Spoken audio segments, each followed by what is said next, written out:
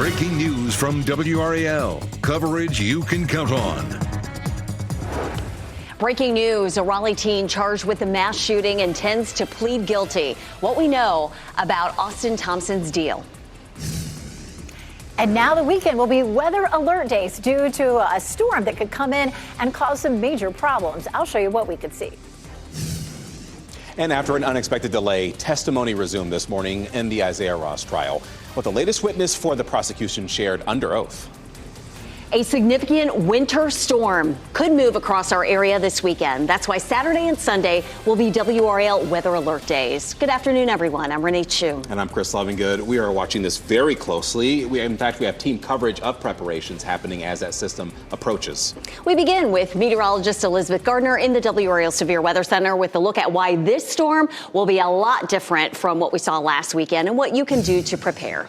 This one is going to be set up completely differently with a better chance for a lot of cold air and more moisture than we saw over the weekend. Here's what we could see. We could see snow that accumulates to the point that it will limit or almost eliminate travel. We could see freezing rain that causes power outages. Freezing rain, of course, is a raindrop that lands on surfaces where it's cold and creates that icy glaze. And, of course, the potential for power outages, which could be fairly widespread. And cold temperatures, too. Saturday all the way through Monday or Tuesday, especially, say, Sunday night into Monday night, we could see temperatures near record lows, as a matter of fact, down to 10 degrees. So what are we looking at? This winter storm is likely, it's likely to be a long duration. It'll start sometime Saturday and last into the day on Sunday, and all precipitation types are possible. Measurable snow, again, ice that could cause power outages, and some very cold temperatures.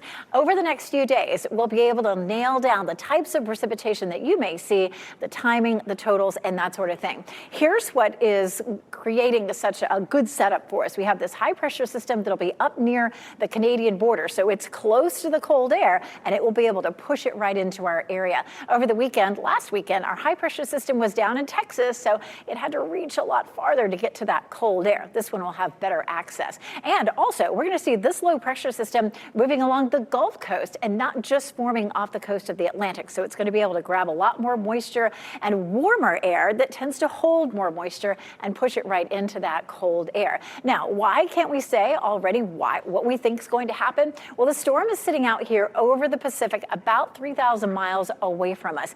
As it moves onshore, there are so many thousands of, say, observation sites that will start to take data from the storm. There's very little of that, of course, over the ocean. But once it moves onshore, we'll really be able to see what's going on with the storm and figure out what is happening. So in the next day or two, we'll have a lot more information. What can you do now? Make sure you're looking at a reliable source. And there's a lot of information out there that is likely to be changing. So just keep it tuned here to WRAL or watch your WRAL weather app. Consider your weekend plans. You may want to be thinking about how you may need to change those, and then prepare for power outages, however you may do that. Coming up, we're going to talk a bit more about what some of the scenarios could be this weekend.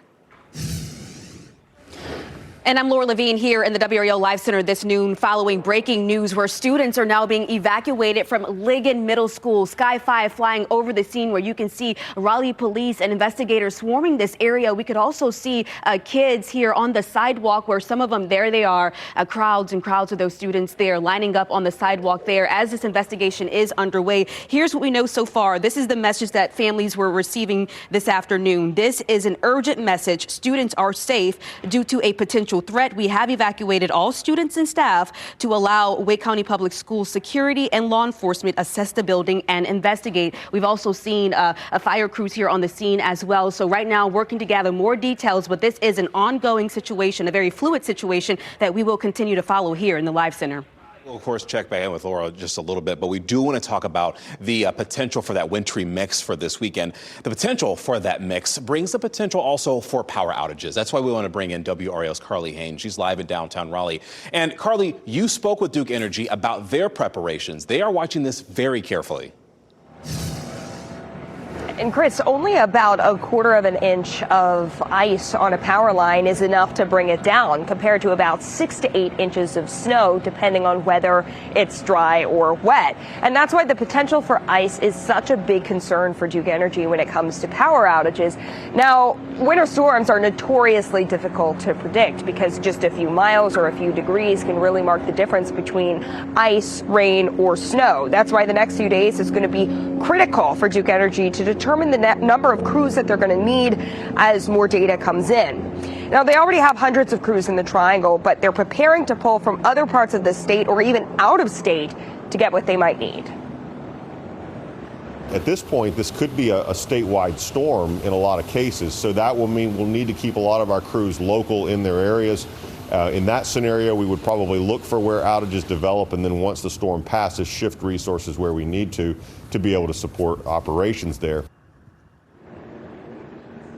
There's a priority to power restoration as well. So when there are outages, Duke Energy starts with transmission lines, then substations, and then those main power lines. But the preparations for winter storms like this actually happen in the months and even years ahead of the storm.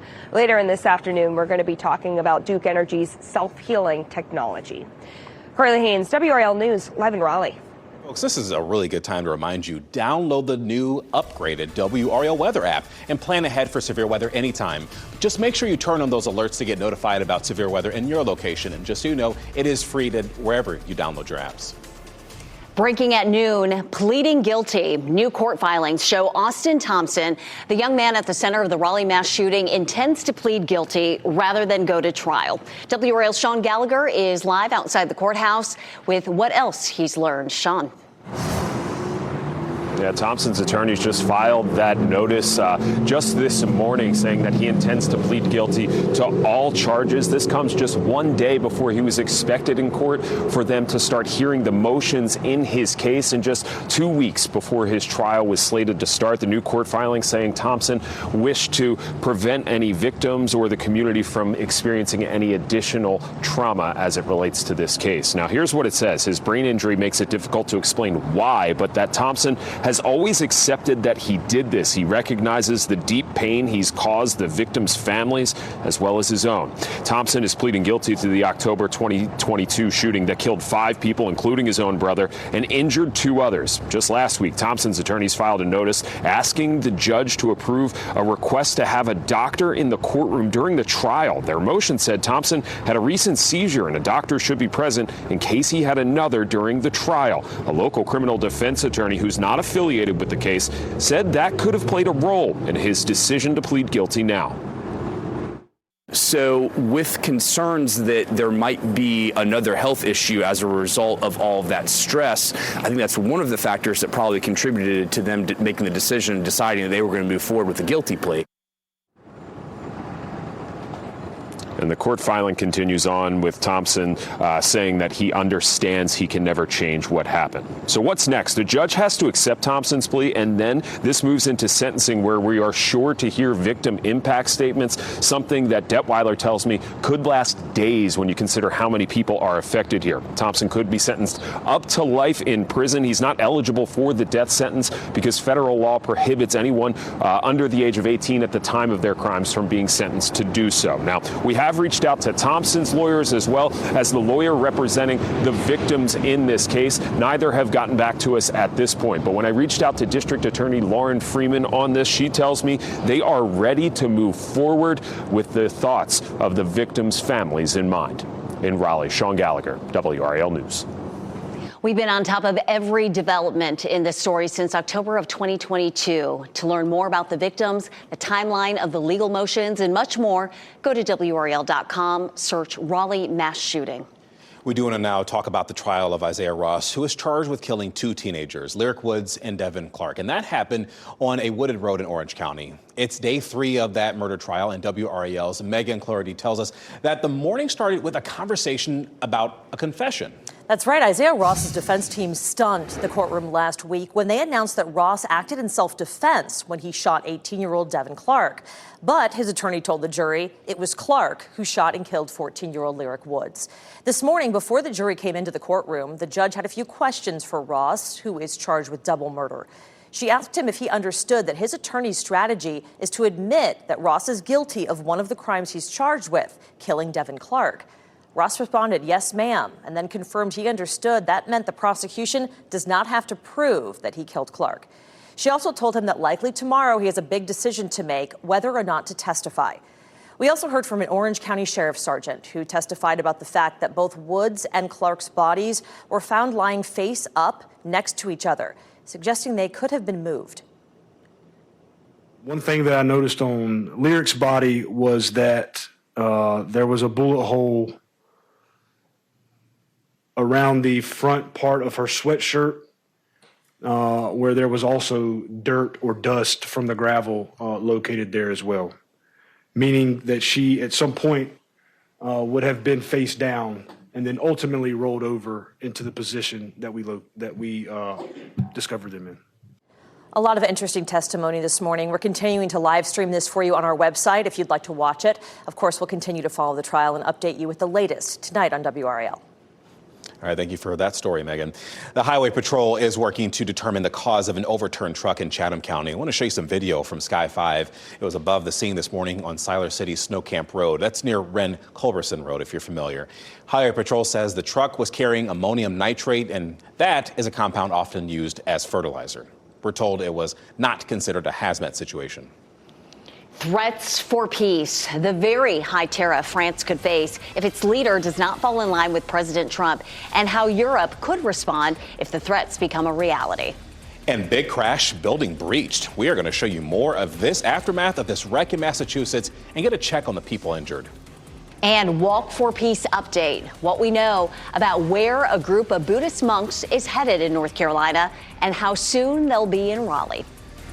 Coming up next, sea storms moving in with WRAL's exclusive Dual Doppler 5000, sponsored by the WRAL weather app.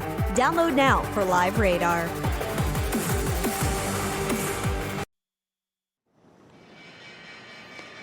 All the three major stock indices are down at this hour. The Dow Jones plummeting 527 points, S&P 500 down 85 points, NASDAQ also a triple-digit decrease, down 340 points this hour as President Trump increases his rhetoric against Greenland.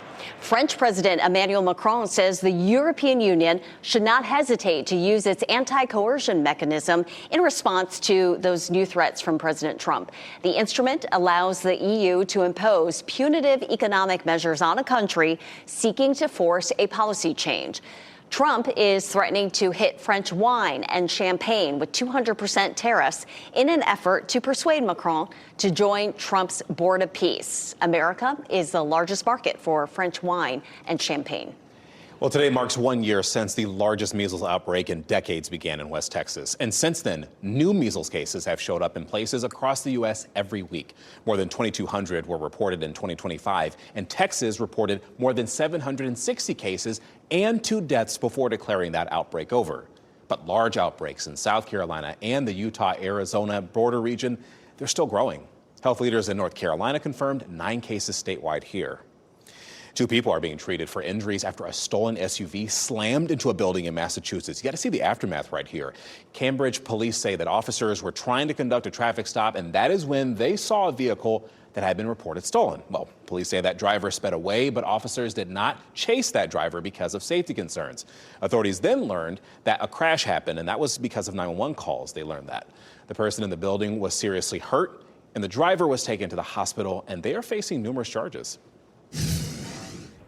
And happening now here in the WRAL Live Center, we're going to take you back to that scene of Sky 5 flying over Ligon Middle School, where you can see Raleigh police swarming the area, as well as Wake County Sheriff deputies there. Right now, we're still working to gather more details, but we know students have been evacuated from the building. According to this message sent out to family, it says, "This is an urgent message. Students are safe, but due to a potential threat, we have evacuated all students and staff to allow security and law enforcement assess the building." You can see those students here standing on the side. So we're working to gather more information, and we'll keep you updated. Drug maker Genentech is expanding its investment in the Triangle. This morning, the company announced it will add 100 more jobs at its Wake County facility. In March, Genentech unveiled plans to create a new manufacturing plant in Holly Springs by the end of 2030. Today's announcement brings that investment to $2 billion and more than 500 jobs. State leaders touted the move as part of the growing number of job announcements in North Carolina. We more than doubled our performance in 25 versus 24. And it's thanks to investments like Genentech that we're able to make that kind of dent in economic development. Genentech is at least the third major biotech company to announce major expansion plans in Holly Springs in recent years. The project is expected to support development of its obesity medicines. Now, the big talker, obviously, weather-wise, is that weather maker that's going to be coming this weekend, that wintry mix that our team of meteorologists has been looking at. Elizabeth, talk a little bit about the potential effects this could bring for us. Well, it could be fairly significant. It's way too early to tell exactly when it will come in and exactly how much snow or how much freezing rain we may see. But certainly it's pointing to the fact that we could have accumulation such that it would cause impacts to travel, maybe some fairly serious impacts to travel. Also, some serious impacts to our power situation. We could end up with as much ice developing on trees that could help to knock down power lines, and could cause some fairly widespread power outages depending on where the freezing rain sets up. So, we haven't had this in quite some time. Just a quick note, freezing rain is actually just a liquid raindrop that when it hits the ground where it's below freezing, it creates icy conditions on surfaces. And sleet is actually a ball of ice that falls, and so it doesn't stick to things and create power outages like freezing rain does. But it certainly looks like we could have maybe some sleet, but freezing rain would be a much bigger issue for us. And then near record overnight lows. I'm going to show you what some of those are, but we could end up early in the week seeing an overnight low of around 10 degrees. It's been quite some time since we were that cold. We should be all good. There's the potential for some showers, some rain on Friday, and then the very cold air moves in. So Saturday and Sunday right now look like the days that we would have the winter storm. However, we could continue to have some issues into Monday and Tuesday with some very cold air that lingers. So a winter storm is looking more and more likely, long duration. It could last the entire weekend, parts of Saturday into Sunday. Accumulating snow, ice that could cause power outages. Again, all of that's going to make a difference in terms of where the low goes. And once the storm itself moves onshore, like we talked about a little while ago, we're going to have a much better idea of how much we'll see and where that precipitation will be. So just hold on tight and we'll have some good information for you in the next day or so. Taking a look outside, it's chilly, it's sunny, it's a pretty day. This is, of course, a live look at Fenton. Nobody's ice skating, but the temperatures are good for it. It's 38 degrees right now, and we are on our way into the low 40s this afternoon. The wind hasn't been strong, but with these temperatures, it doesn't take that much to make it feel colder. So it feels like 36 in the Triangle. It feels like 29 in Roxborough. It feels like 30 in South Hill, 34 in Rocky Mount, 36 in Southern Pines. So it's definitely a chilly day. It's not going to feel a whole lot warmer through the afternoon than it does right now.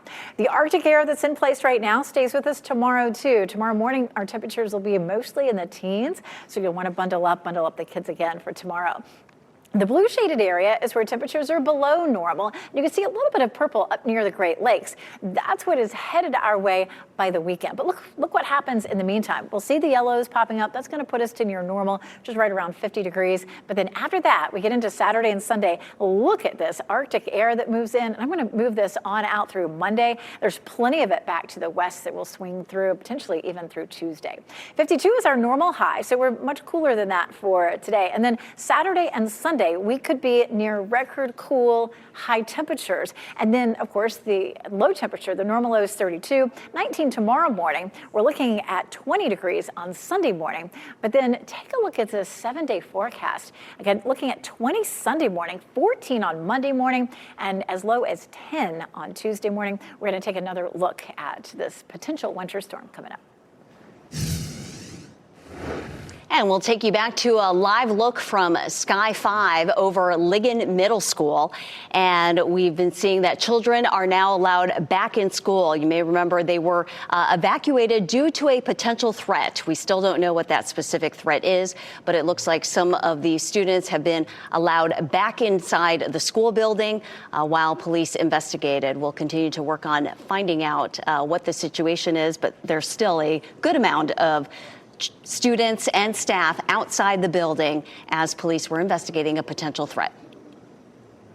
And credit card interest. More news to come. President Donald Trump says if companies do not cap interest by today, they will be in violation of the law. Is there a law for that? Coming up on WRAL News at 4, our PolitiFact team checks those claims. And making their way to the Triangle, the Buddhist monks will be arriving here in days, but there are concerns with the potential of winter weather on the way, which is why tonight at 5:30, the preparations happening to keep them safe during their journey.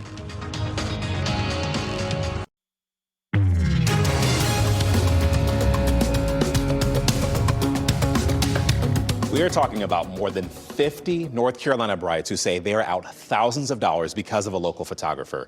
Live on your side's Keely Arthur spoke with these people, disgruntled about their experiences. A wedding is stressful and expensive enough without having to deal with what some of these brides are claiming. And now they're turning to 5 on Your Side for help. I was on a Zoom call with about 20 of them who say they paid Holly Christina Photography thousands of dollars, oftentimes upfront and in full. The brides I spoke with fall into 2 camps. Either their wedding is coming up and they haven't heard from the company, or they had their weddings and haven't received any of the photos. I just can't help but worry that I'm never going to get anything. And at this point, I just want the raw images and the raw video and to figure it out myself so those memories aren't gone. Now, if you watch 5 on Your Side often, you know I tell you to never pay up front. But these brides tell me they did so because they were told if they paid up front, they would receive a percentage off the total price. Coming up tonight on WRAL News, I am going to tell you what questions we posed to the company, plus how we've been able to help at least one couple. Keely Arthur, 5 on Your Side. Keely's got your back, I'm telling you. And after 5 on Your Side first reported this story, Holly Christina Photography released a statement saying the owner was dealing with a health crisis and would reach out to customers directly. But you can read our full statement on WRAL.com. Live from WRAL News headquarters in Raleigh, your #1 source for local news. WRAL News, coverage you can count on. A significant winter storm could move across our area this weekend. Meteorologist Elizabeth Gardner is in the WRAL Severe Weather Center to explain the major impacts we could see Saturday and Sunday. Elizabeth. So Saturday and Sunday are both WRAL weather alert days. And at this point, we're looking at trends, and we continue to trend more likely that we'll have a major storm over the weekend. So what could we see? Snow, we could see freezing rain and very cold temperatures. The snow could accumulate such that it limits travel dramatically, maybe even makes it impossible to travel for a while.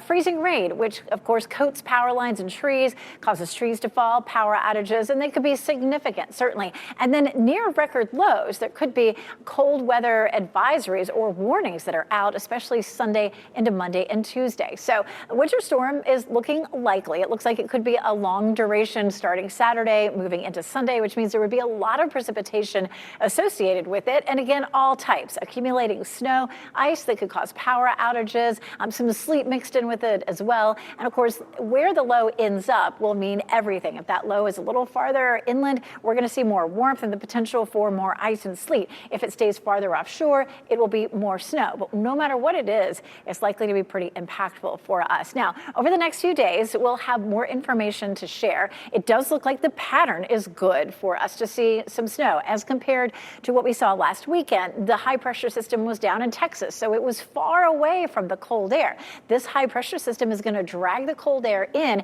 This one's a lot closer to the Arctic, so it's going to have a better chance to grab that Arctic air and push it right in as the timing looks good for the low to move in. Now, the low, of course, will be down here digging some moisture out of the Gulf of Mexico where it's warmer. Well, the warmer the air is, the more moisture it can hold. So we may have more moisture, of course, than we did last weekend.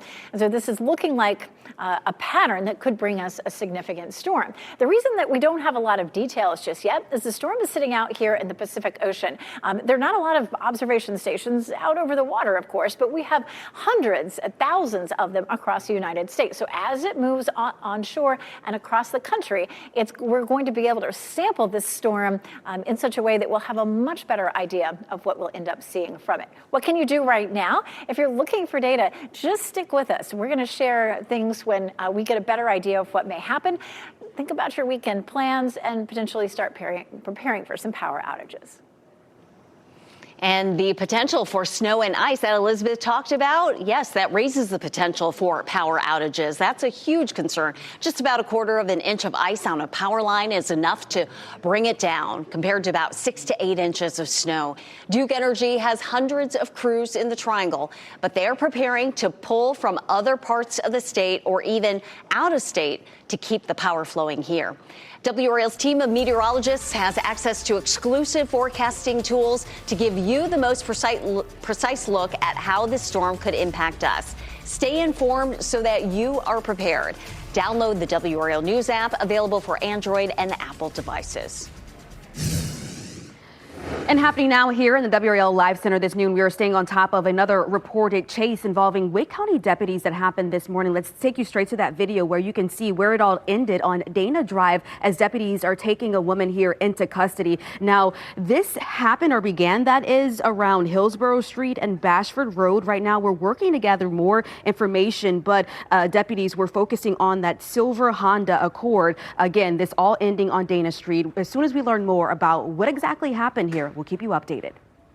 And we are also staying on top of this breaking story at noon. The man accused of shooting 6 people and killing 5 of them in Raleigh's Hedingham neighborhood is expected to plead guilty. Attorneys for Austin Thompson filed the paperwork this morning, one day before Thompson is scheduled to be in court for a pretrial hearing. In today's filing, they say, quote, while the serious brain injury he suffered has made it such that Austin cannot explain why he committed the shooting, he has always accepted he did this, end quote. They say that Thompson recognizes the deep pain he caused the victims' families, as well as his own family. And his lawyers say he wanted to save the community and victims from any additional trauma.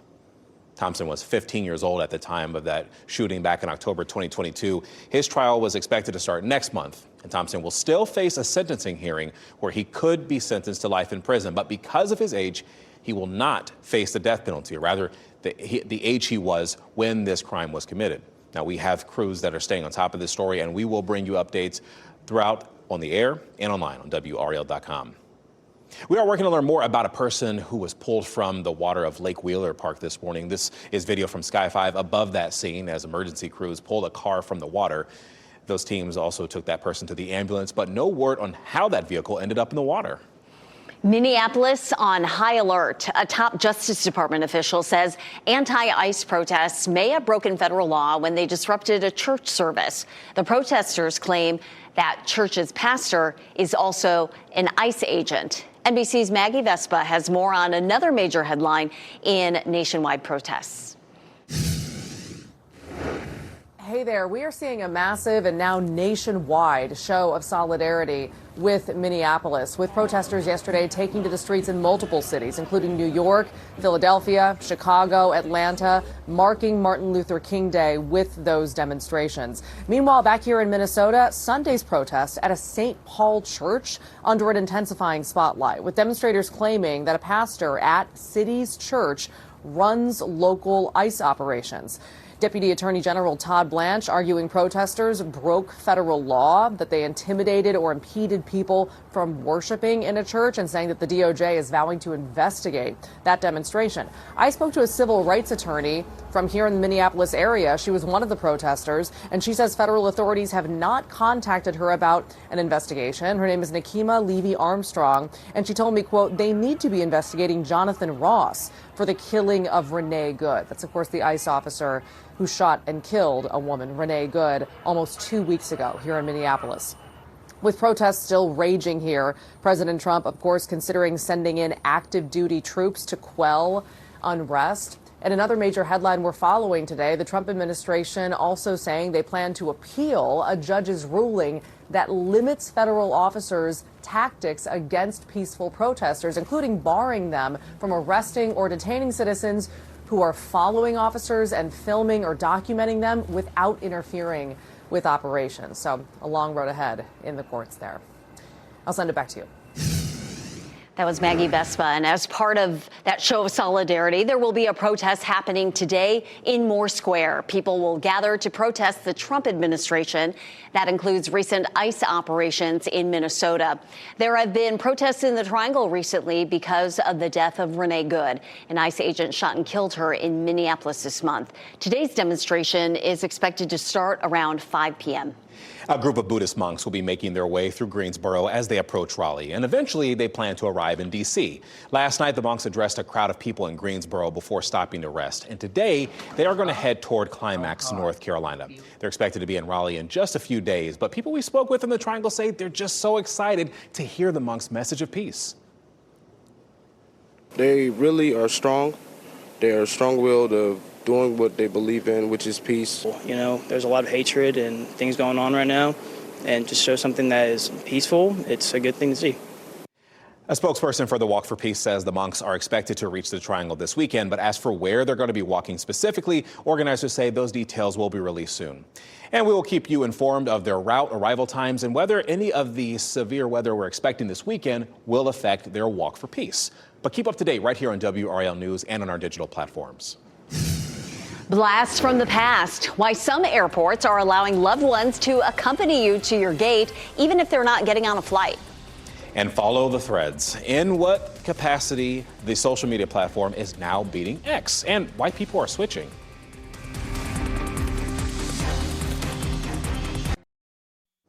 Roblox introduced new protections for children. The online gaming platform says it is adding new safety features for kids, but concerns are still there about risks on the platform among parents. Roblox recently enhanced its parental controls and added an age estimation tool that requires a selfie.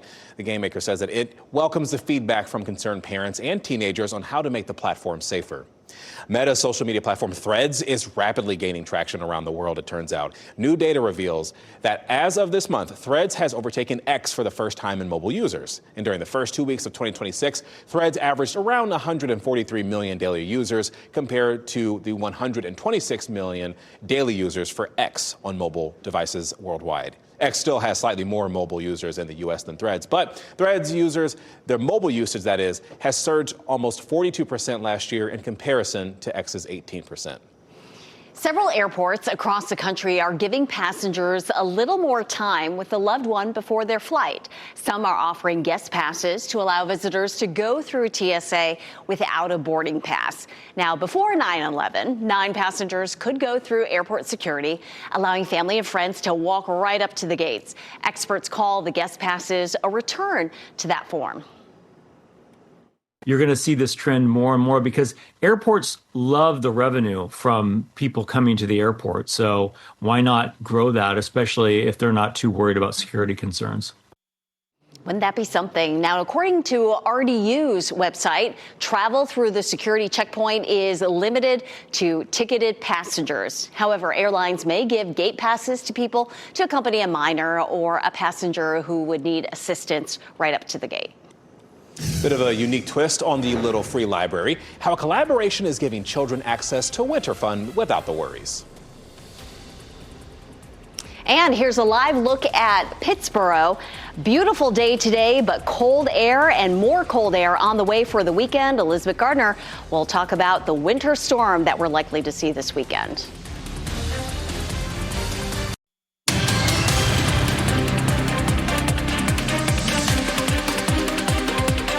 Euthanasia rates at shelters are climbing statewide, and that was the focus of a recent WRAL investigation. Well, now, WRAL Investigates Sarah Kruger shares the efforts from those trying to be a part of a solution.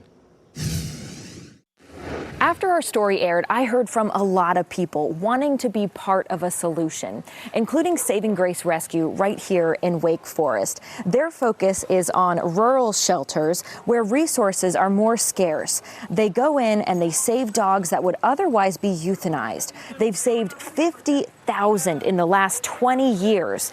The Saving Grace founder recognizes, though, that rescues are a Band-Aid. For a longer-term fix, she wants to see a change in state law to require spay and neuter.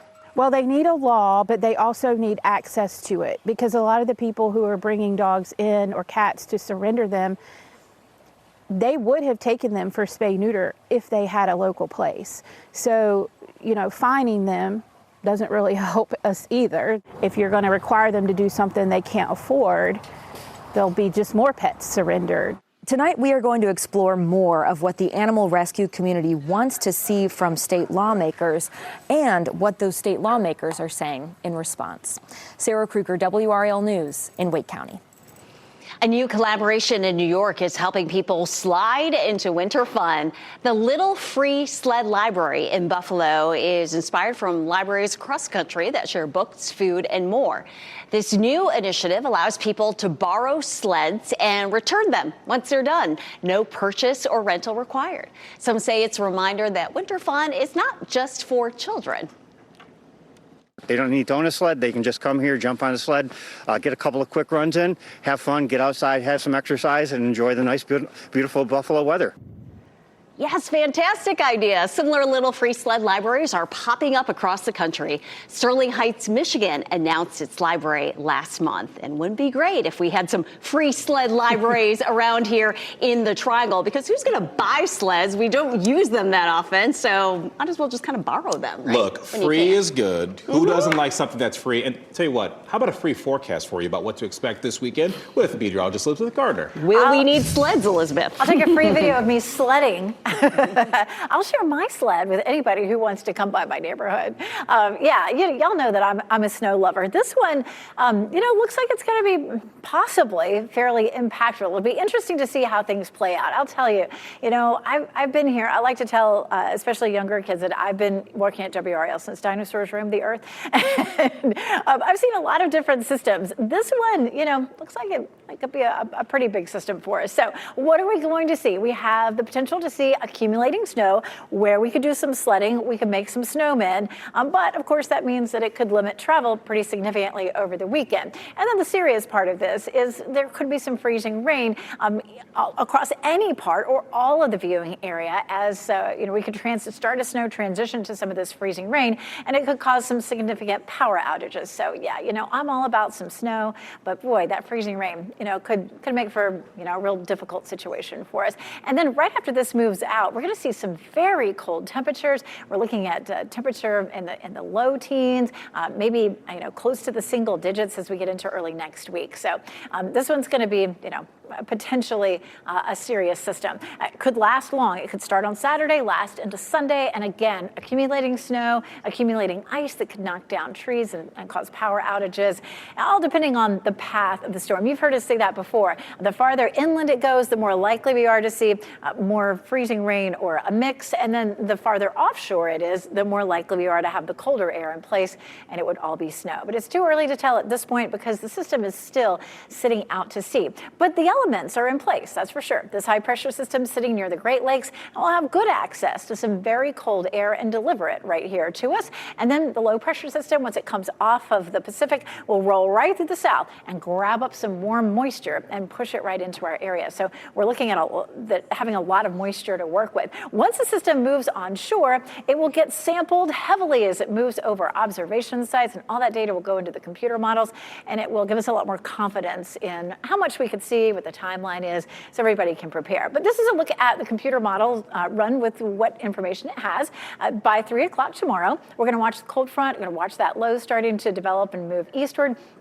Some rain is possible on Friday, and then it moves out and makes way for the cold air, and then we see the precipitation moving in on top of it, and that's what would bring us the snow, or wintry precipitation. This is Thursday, and Thursday evening we start to see some cloud cover. We may have some light rain on Friday morning. It could be a kind of a messy morning commute, but it should be all rain at that point. And once it moves out, then the cold air begins to dive in, and we get to Saturday, and then things could start to look a little bit messy. Right now we're still at 5 days out, so in our snow forecast timeline, we're kind of past looking at patterns. The patterns look right. Now we're looking at trends, and trends are looking more likely than not likely. So keep tuning in to keep looking at our WRAL weather app for the latest, and tune in here to WRAL. We do have a weather alert day for Saturday and Sunday, and like I said, some really cold temperatures Monday and Tuesday morning in particular.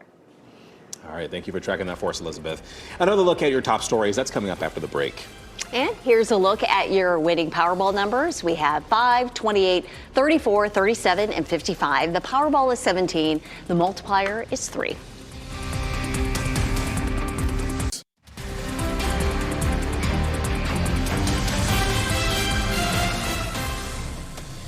Well, as we wrap things up, here's a look at a few of the headlines that we're following for today. The teenager accused of shooting 6 people and killing 5 of them in Raleigh's Hedingham neighborhood is expected to plead guilty. Austin Thompson's lawyers filed court documents this morning, and they say Thompson recognizes he did this and caused deep pain to the victims' families as well as his own. Thompson was 15 years old at the time of that shooting back in October 2022, and he will still face a sentencing hearing, but because of the age that he was when that crime was committed, he will not face the death penalty. An Orange County double murder trial is back underway in Hillsborough. Isaiah Ross is accused of killing 14-year-old Lyric Woods and 18-year-old Devin Clark in 2022.